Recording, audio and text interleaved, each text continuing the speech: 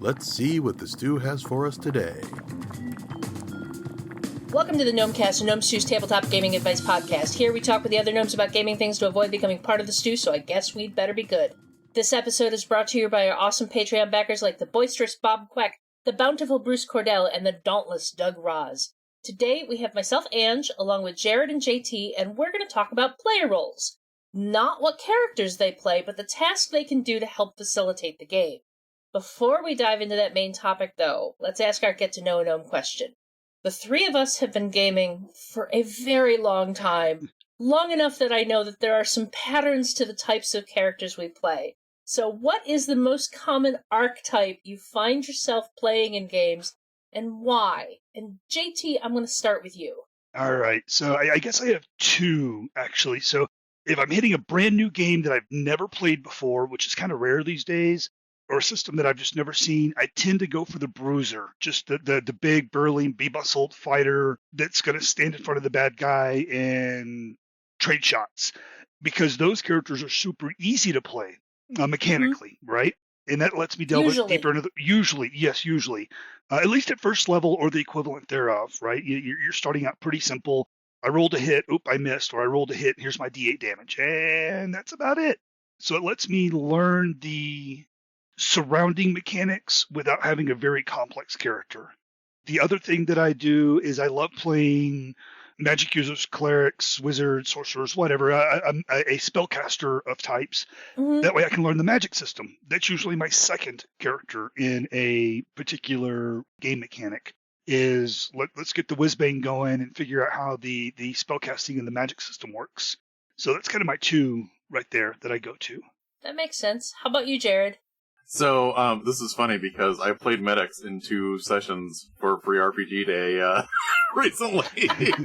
So, yeah, I tend to play a lot of, because, I'm mainly a GM most of the time, I tend to play a lot of support characters. So, a lot of clerics, bards, medics, that sort of thing. I generally don't like to be someone that's going to be in the leadership position, just because it feels weird for me to, tell other players what the most likely course of action should be after running games for so long. Although I do like being the character that can point out sometimes, hey, if we do that thing you just proposed, we might get shot in the face. The other thing that I kind of like is if I know something about a setting and maybe a lot of the other people at the table don't know a lot about the setting, I like playing a character that has a reason to know those things. And you ran into this when we were, playing our Storm King's Thunder. It was awesome. And that way it's just like, it's not me accidentally knowing too much and not being able to filter that out. It's actually me being able to say, hey, I know because I've read these ancient, legends, blah, blah, blah, blah, and I can throw all that stuff in. What about you, Ange? So I tend to go for the agile stabby types. Really? I love, I love my rogues. They tend to be the first, like JT tends to enter a system by looking at how to play the bruisers and the fighters. I tend to look at them, how do I play the stealthy, agile, rogue type character? And I actually haven't gotten to play them as often as I usually would have in the last, 10 years or so, usually because I'm like, oh, that's my thing, so I'm going to let somebody else do it. And therefore, I haven't done it in a long time, so the character I'm playing in your Midgard campaign, Kazina, is my first rogue in a very long time. The other thing I tend to do is almost all of my characters, regardless of the system, regardless of whether or not they have an alignment system, tend to be chaotic good. It's like, I play games because I want to make the world a better place, and sometimes you can't do that in real life as easily as you can in a game. So in a game, I'm always... I never play an evil character. I rarely even play a nebulous character. I'm playing a character that wants to make the world a better place. And I think those are probably the two most common archetypes I end up hitting on. Very cool. So moving into our main topic... JT recently had an article on this topic of player roles, so we thought it would be a good idea to bring to the podcast. What are the roles that your players can take on to help facilitate the game? Depending upon your group, these can be very formal roles agreed upon by the group, or they might be informal things that the players just do because it's something they enjoy and they fall into doing. JT, why don't you give us the quick rundown on your article? All right, I'm going to ramble off the list, and then we can delve into what each one does. Going down the list, we got a lore master, a loot keeper, a kill counter, a cartographer, faction tracker, quests custodian, initiative coordinator, and also added into the list cat herder, and I tacked onto the end of the list as well sustenance provider. So that's kind of your player roles at the table there. And again, these are what the players are doing, not what their characters are doing. So circling back to the top of the list, the lore master, they keep the notes, the player notes for what is done, who they've encountered, where they've gone, not what they've killed and not what treasure they've collected, because that's different roles. And I like to split them out that way so that not one player is overwhelmed with keeping track of everything. So like the lore master is doing the people, places, and things and events. Jumping into the loot keeper, that's obviously what loot has the group acquired. Instead of trying to split treasure after every encounter, every combat, every treasure hoard they find, one person writes down everything, and then typically at the end of the session, or maybe the end of the storyline, when they've had some downtime or they're heading back to the city, then the loot keeper does the appropriate math to figure out, how many coins each person gets, how many gems we have, what kind of gems are they, because sometimes in a magic system that matters, the whole 100 gold piece pearl for an identify kind of thing. And they also keep track of valuable items that have been found up to and including magic items, and whether or not they've been identified. And once identified, they make notes on what the item actually is. The kill counter helps me out by keeping track of what they've killed and how many of those. Pretty straightforward, right? So at the end of a session, I'll look at the kill counter and go, hey, how many goblins did I throw at you again? Because sometimes it's dynamic. If the fight's too easy, a few more goblins run into the fight. If the fight's too hard, maybe some goblins run away. I don't know. And I don't tend to keep track of that in the session, so I have a player do that for me. And that really, really helps. It reduces the load off me as game master. Next up is cartographer. Obviously, they do the maps. Whether it's overland or dungeon or both, really depends on the desires of the players on how detailed they want to get. Sometimes I don't have a cartographer, and that's okay because it's really not on me to keep track of whether they've gone left or right or not. I mean, I do keep track of that myself because I got to know what they've explored. But if they forget whether they've gone left or right, well, that's on them. So I don't worry about that one too much. That's for their convenience. The faction tracker is in D&D 5.0. They've introduced factions. It was a big deal in the Dragon Heist campaign. We mostly ignored it, but actually, I did. I incorporated it pretty deeply, to be honest with you, because I had a player keeping track of the factions for me. In that particular campaign, the killed counter and the faction tracker were the same person, same individual. So one person can do multiple jobs. And the faction tracker is if you have whatever 5, 6, 7, 8 different quote unquote NPC factions the group is interacting with, you need to keep track of their attitudes. And this I make pretty open. I don't keep a whole lot of. This is not secret knowledge. If the party has upset the plans of the Zentarum, I kind of let them know. Hey, your reputation with the Zentarum has gone down. And my players are really good about not metagaming too much. They're like, oh, hey, we upset the Zentarum. Let's go do that again. so they do that quite often. They find it fun to do that. The quest custodian, this is usually also wrapped into the role of the lore master as well, but it can be a separate role, separate person. And this is what quests or missions or objectives have I put in front of them? Who gave them the quest or mission? What's the potential reward for completing? And which ones are done? Because I tend to dangle multiple carrots in front of the party and let them pick which one they want to bite into. And then I kind of run with it from there. So the quest custodian helps me know what plot hooks have I placed in front of them. Because I have my own list, and some of those have yet to be exposed to the players. And I'll forget kind of which ones I've told them about or introduced them to. So I let them keep track of that, and I'll just ask the quest custodian, hey, can I see your notes real quick? And he'll hand me the notebook or whatever, and I'll skim it and go, okay, that's what I've introduced you to. So I have an idea of where they're at in the storyline. Initiative coordinator, this is huge. I have enough going on, as I've already said, behind the screen. Having a player keep track of each individual's initiative slot is huge. Connor in our game typically falls into this role because he has the Pathfinder magnetic white erase board with the little things that you can move around and all that. Mm-hmm. If you don't have one, go find it, get one. I have the Starfinder variant, same thing, just themed differently. It's an amazing at-the-table utility, and I think it runs like $20 or something like that. It's so worth it. Somewhere. And I've been talking for a while. You mentioned Cat Herder. Why don't you delve into that one? So the Cat Herder is generally the game scheduler. Now, sometimes with some groups, this is going to be the GM. The GM is in charge of setting up when the group plays, when the group. In several of the different groups I'm part of, it ends up being that somebody who is not necessarily the GM takes on this role, regardless of whether they're running or not.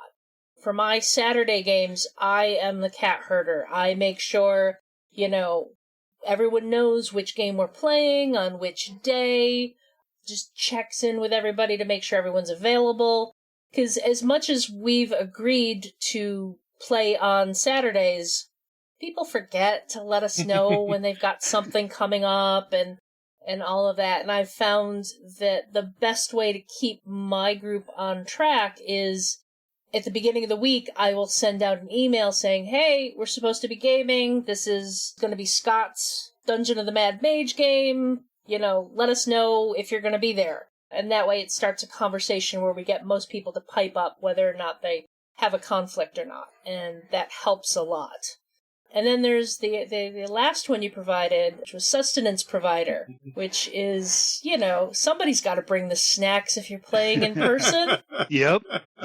Yeah. And oftentimes that falls on the host. It doesn't have to be, but whoever's house you're playing at, it typically falls to them, but it doesn't have to be that way.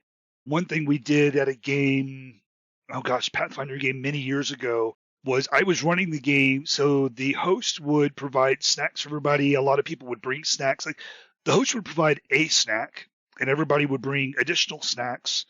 And then the host would order pizza, and everybody would chip in for the pizza, except for me, because they were like, hey, you're running the game. You're putting in more effort and time and energy. Free pizza for the game master. Doesn't have to be that way, but I was super appreciative of the fact that, I didn't have to spend, $3 a week on my fair share of the pizza cost. I have found, so none of the groups I have played in have ever made these rules formal. Same. They've all been very informal rules, and I have found that sometimes some of them get picked up by multiple people. For example, the lore master, it is generally myself and Woody who do the most note-taking to jot down the names of NPCs that we've dealt with and various things. So whenever something comes up in game that everyone is like, oh, wait, there's something about this, the two of us can quickly go through our notes and be like, oh, that's so-and-so or such and such. Yep. And get the game back on track. And I find it helps to have, especially with Lore Master, it helps to have a couple of different people doing it because they'll pick up on different things. That's wise. In one of our D&D campaigns, Woody's character was much more closely aligned with the church, so he would make notes on the NPCs that were involved in the church, whereas my character was a little closer to the nobility, so I would have notes on them that he wouldn't have. And, that ended up working as a really good dynamic for that group. Very cool. Yeah, the only two roles that I hate to use the word require, but that I really need at the table are the loot keeper and the initiative coordinator. Everybody else all the other roles are optional. Pick it up and do it if you wanna, that kind of thing. But the way I run my games is when I throw the treasure hoard over the GM screen at the players, I'm done with it.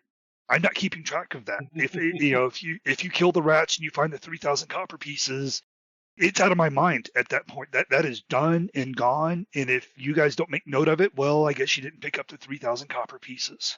I actually have a funny note on the loot keeper. I call it the accountant.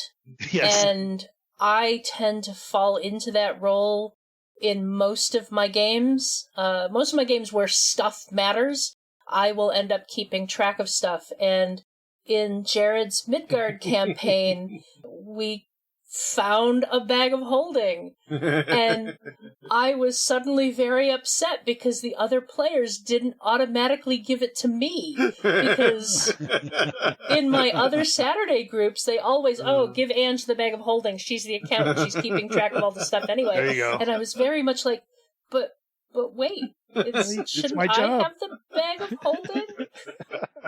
What about you, Jared? What do you find, either yourself doing or that helps you as a GM to have your players doing?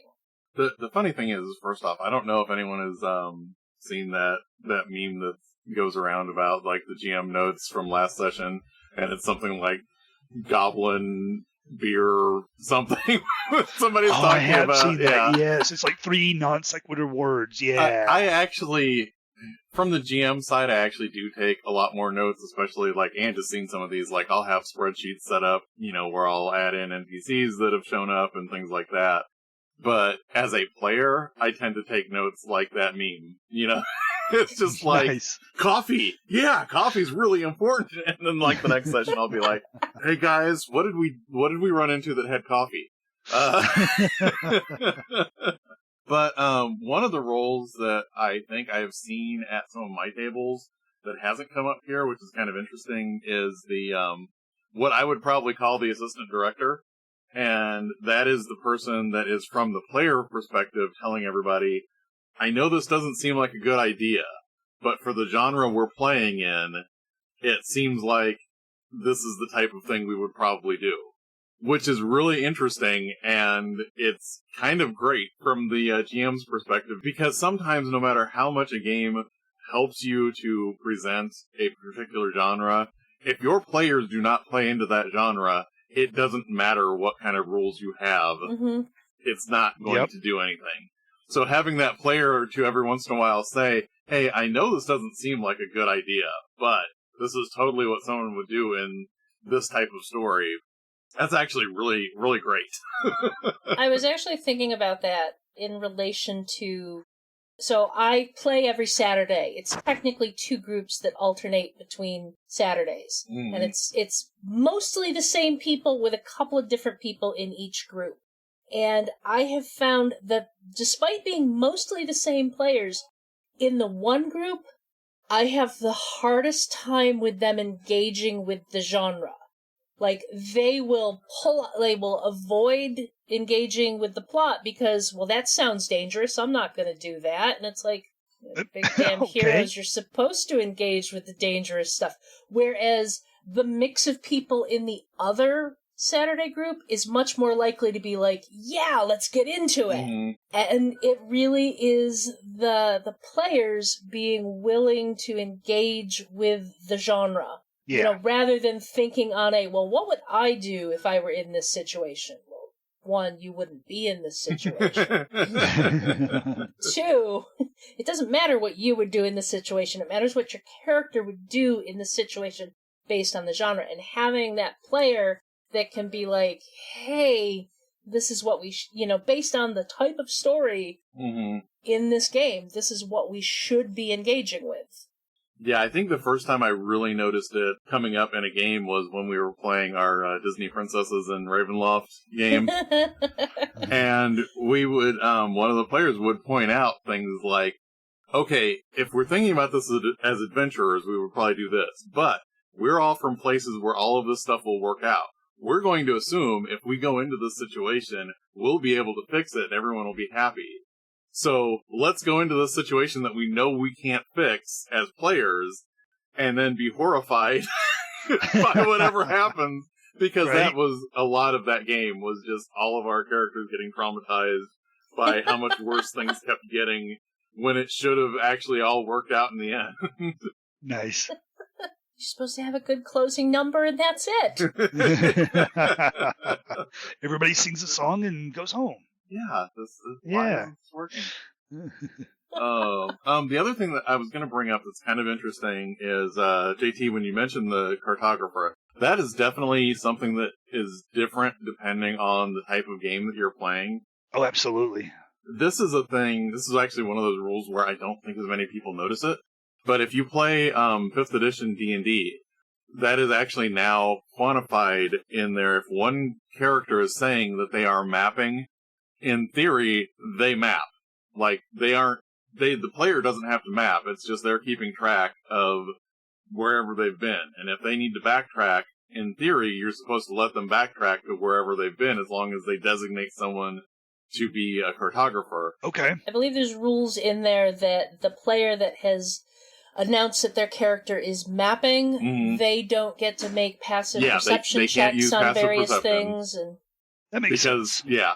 And it's really interesting compared to older versions of D&D, because it's basically just saying, hey, if you've been to a place, you can say, let's go back to this place, and it's automatic as long as somebody thought to say, I'm mapping.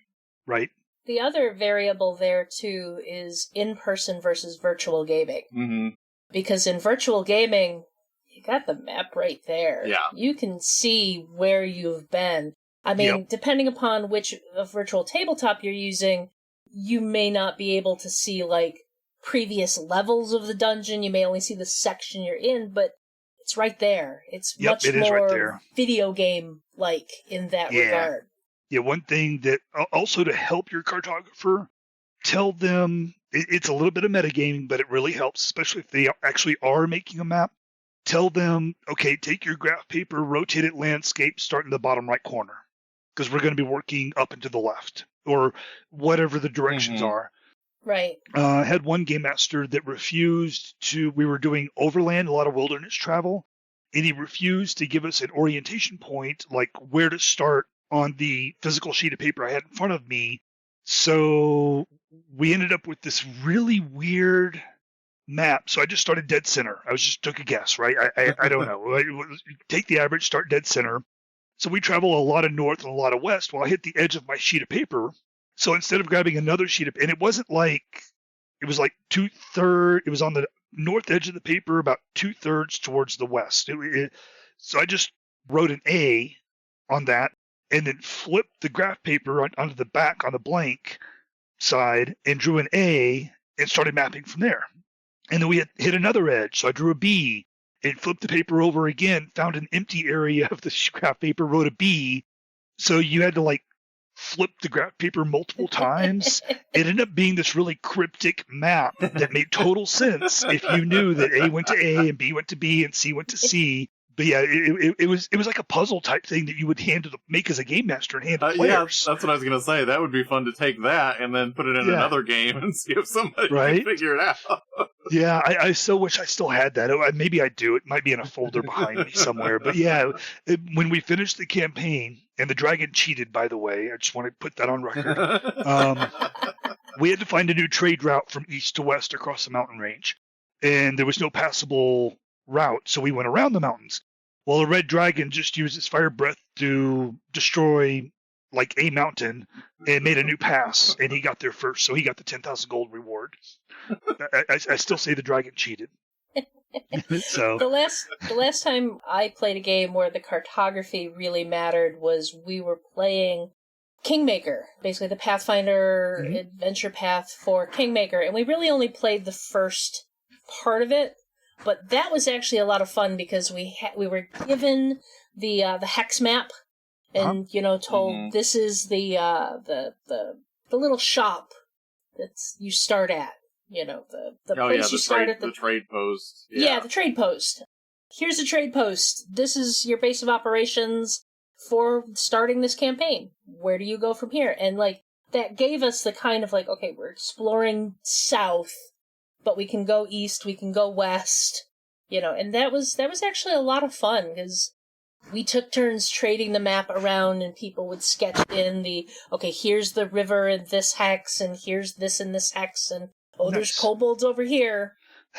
I was going to say, I think there's another role that I sometimes see in some of my players, and this one can be tricky, because it can be invaluable, but then people can overplay it, and that is the trainer. The person that knows the rules well enough that if someone else in the group doesn't know the rules, they can help them along with it. Yep. And the important part about that role is that person that knows the rules really needs to ask the person, what do you want to do? Not, here's the optimal thing you should do. Right. That's huge. Yeah, we have that in our group as well. The guy that does the initiative tracking, Connor, he just graduated high school, so being a teenager, he has 1 million free hours, whereas everybody else at the table is middle-aged, right? And so we have like 2 free hours a week. But he's our system master because he has the time to read and reread and memorize. Plus, he's a brilliant guy. So he probably reads the books once and just knows the rules. If not knows them, he knows like where roughly in the book to just quickly flip to and find the rules, which is huge. I remember doing that back in high school. Don't have the time for that anymore. But he is very good about explaining the options without choosing them for you. It was really cool when I was at Origins because I played Mutants and Masterminds game, and I have a couple of friends that they're masters of this system. And one of them was running this game, and one of them was playing this game. And we had a guy sit down at the table who signed up because it was a Legion of Superheroes game. He didn't know anything about the system, he just knew that this is the Legion of Superheroes, and he's going to play this game. And immediately, Jason was like, have a seat beside me, and I'll explain to you, like, what you need to roll and what's that's going to do. And it helped a lot because it took the burden off of the GM to try and teach this player how the system worked, whereas he already had an expert at the table who knew exactly how to, like, guide that player into the, like, okay, what do you want to do? This is what this power does, this is what this power does, and this is what this advantage will do, and this is how you use it, and, it just helped a lot. And, of course, at Origins, I also saw the exact opposite of that, which was the player who's like, you need to do this. Yeah. Oh. And it was kind of funny because there were 2 characters at the table that had similar powers. One of them was this kind of busybody player telling everyone how to play their character, and the other player with a character that had similar powers picked up on it, so he very much refused to use his powers in the way that she thought he should be using them, which just infuriated her. Sure. But it was like, it basically, that behavior took a game from being an excellent game to being a good game. Yep. Like, it's just that one annoying factor that we couldn't get this player to stop trying to boss other players around, that, and it was like, why are you trying to, like, let them play their character? Yeah. Let them do their own thing. But it really is invaluable to have the system expert at the table who can help facilitate other people figuring out how to play their character without telling them how to play their character. And it speeds up the game, and it doesn't have to be the game master. Yeah, that's actually an important point because I ran, DC Adventures for a year, which is based on Mutants and Masterminds 3rd edition. I actually really liked the game system. I love the DC universe, so I was having a lot of fun, but I actually kind of got burned out because one of the players would not learn how things work. So he would come to me after every session and say, well, with these new points, I want to be able to do blah, and then expect me to rebuild his character for him. It was like, I can't keep doing this and also doing my side of the game. This is your side of the game. Yeah. Yes. I tend to be very, very forgiving of players who don't necessarily understand the system, but there is a limit there. Players need to understand how their character works. Yep. It's okay to ask questions, but if you are asking the same question a year into the campaign, you've got a bit of a problem. Yeah, I hard quit running a Pathfinder game because after almost 3 years, the ranger in the party kept asking, what do I roll to hit? Like, which die? After 3 years. Granted, it was a monthly game, so I let it go that long because, if it was a weekly game, I would have given the player maybe 3 months to pick it up. And I would have been like, I'm out. And there were like 2 experienced players and 5 very new players.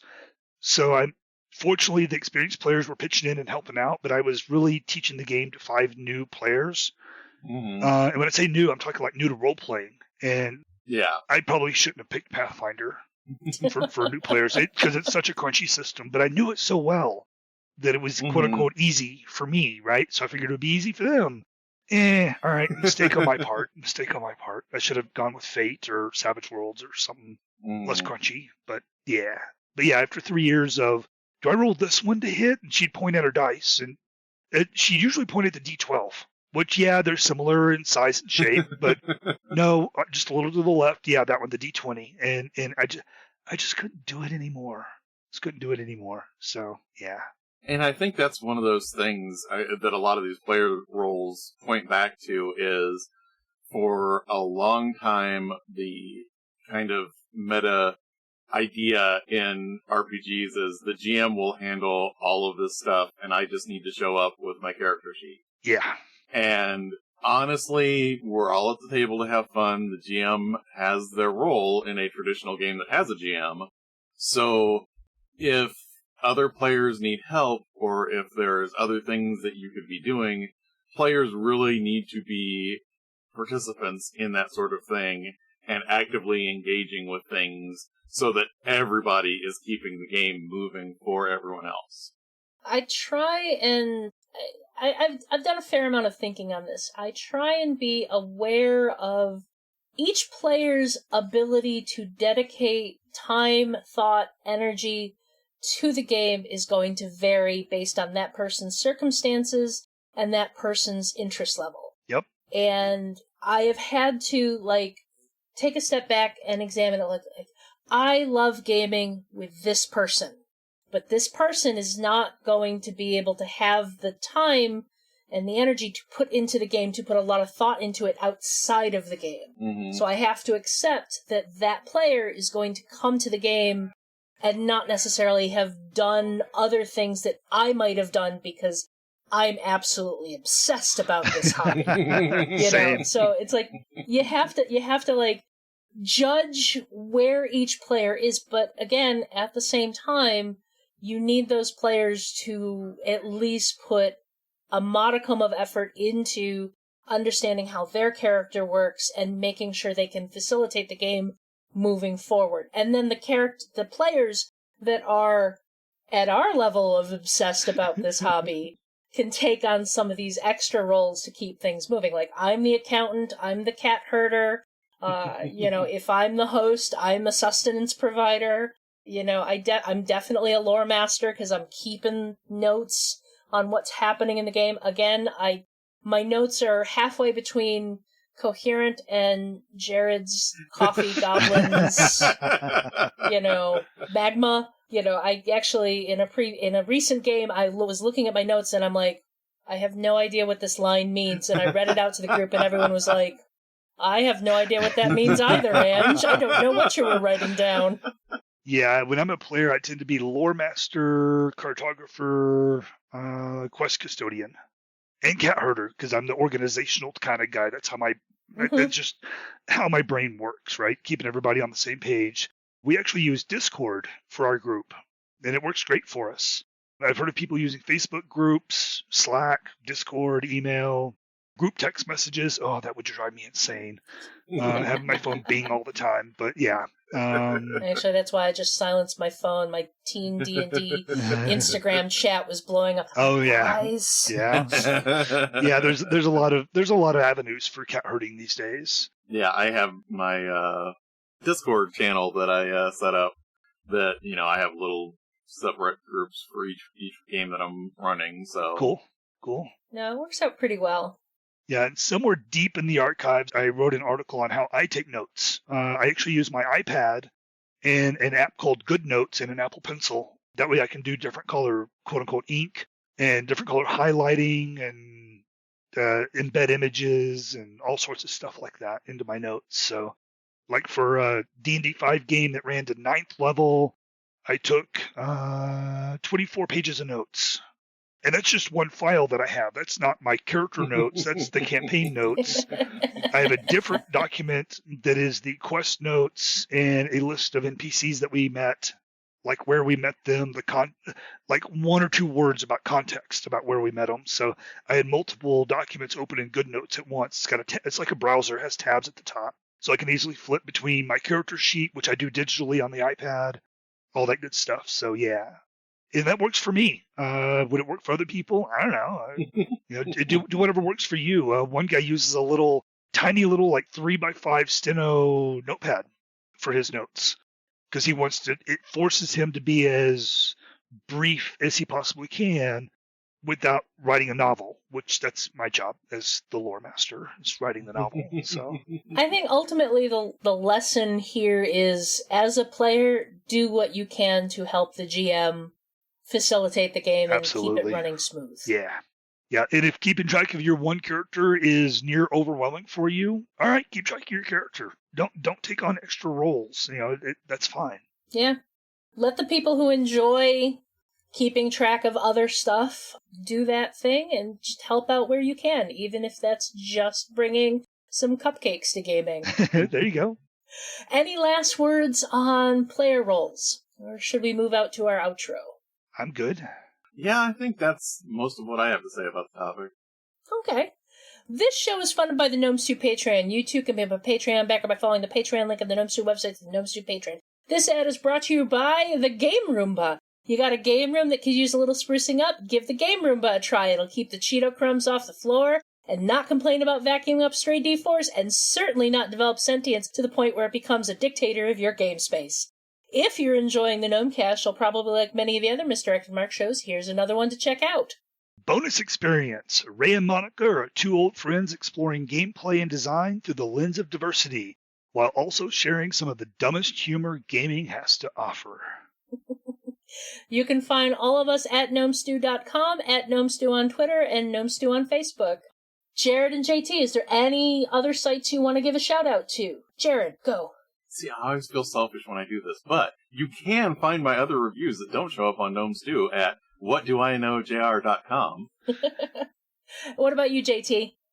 For me, the one-stop shop for all things me is my website, jtevans.net. Top right corner, you'll find links to all the various social medias that I'm on. I also want to give a shout-out to a book series, an urban fantasy series. There's currently 4 out. From my understanding, there's more to come. But it is by Jon R. Osborne, and it's the Milesian Accords. And it's what happens when the Fae win the right to live in the real world by winning a challenge to reverse the Milesian Accords, which banished them to the Fae world some hundreds of years ago. And it is a hoot. I just finished book 4 a couple of days ago. Had a blast all the way through. I gave every book 5 stars, so which is kind of rare for me. Awesome. So it's really good. How about you, Ange? I don't really have anything to shout out today, so I think we can get out of here. Do you guys think we avoided the stew this week, or can we convince another player to take it on? I'll check my notes. Well, I'm going to cover target for my way out, so.